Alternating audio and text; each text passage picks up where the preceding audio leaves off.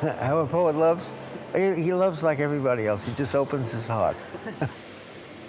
Love and compassion are very much a part of every poem. Well, so somehow, even though you think it might not be a poem about love or an image about love, it is, because it deals with bliss. I've been very lucky in life with lovers. So I have one now, where Ugo Rondinoni, my partner, and I, and lover, have been together for 18 years. A fluid relationship where your friend is an artist is sort of fulfilling for a poet. So you can talk about things that are related. When I met Andy Warhol in '62, he was not a famous artist. Before he had his first one-man show, and Bob and Jasper, and they were a little famous. But you know, the thing I learned from them was sort of how their mind worked. It was interesting to watch them choose an image. Why they would choose this image and not that. They're almost the same. This was really interesting. It was inexplicable. Being intimate with somebody has a great effect on one.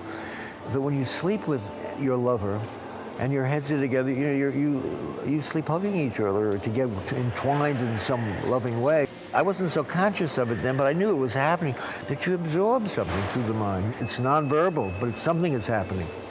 And what Andy did with sleep, which was really early, because he got the idea of '63, that everybody has this image in their life of watching somebody sleep. I know I was gay from the beginning because I was attracted to men. I didn't have a very active sexual life in the 1950s. I was very interested in everything, but it wasn't so evolved the way I think sexuality is perhaps more normal now in the last 50 years. The 1950s was like the 40s, 30s. It was the Middle Ages. It was before any sort of sexual liberation took place.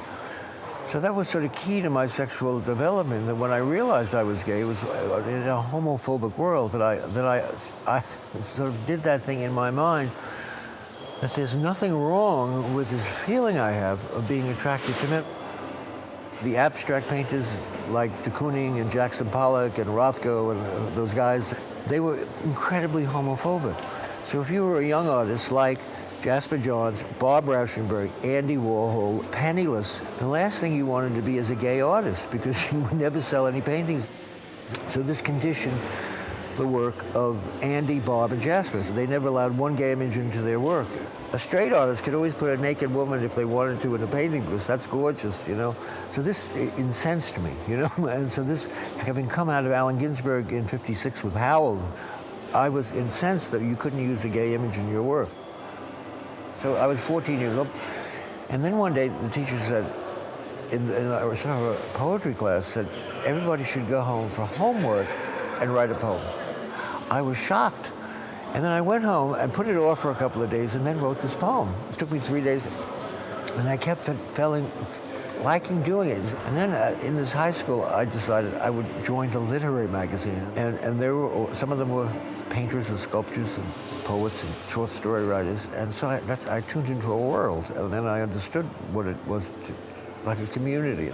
So I came of age in New York City at a time in the sort of late 50s when there was two things. The modernism, which had evolved into something called the New York School of Poets with Frank O'Hara and John Ashbery and that, and then the Beats with Allen Ginsberg and whoever else. And there was enormous influences on me, and that's what conditioned me, you know. But somehow I intuitively saw that modernism was a dead end, and the lyrical poetry was a dead end.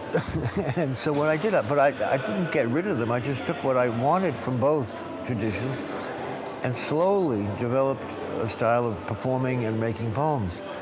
I mean, in my period, the 60s, it was the underground literary magazine, which gave birth to poetry in a big way, because it happened across the country and across the world.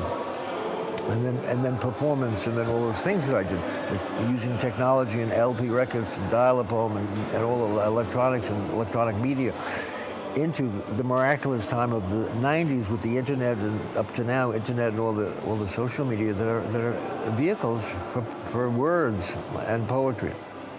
The Beats brought some life to it because Alan changed the way they chose words. He used everyday language. Poetry has permeated our culture in a way like texting. The way people are sensitive to the use of 4 words or 6 words And bloggers, I mean, there's a million bloggers, and the great ones are prose poems. It's all a part of working with one's mind as a Buddhist and life. And that's what meditation practice is, and you develop the ability of resting in great equanimity, or quieting the mind and being in this state. In meditation, you watch thoughts, but as a Buddhist, in meditation, you don't follow them. You just see the thought, and as soon as you see it, it goes away. You had to see that you are having thoughts to get rid of them. And then when you stop doing that, and you're a poet or an artist, when thoughts come, perhaps you can see them more clearly, and then you work with it.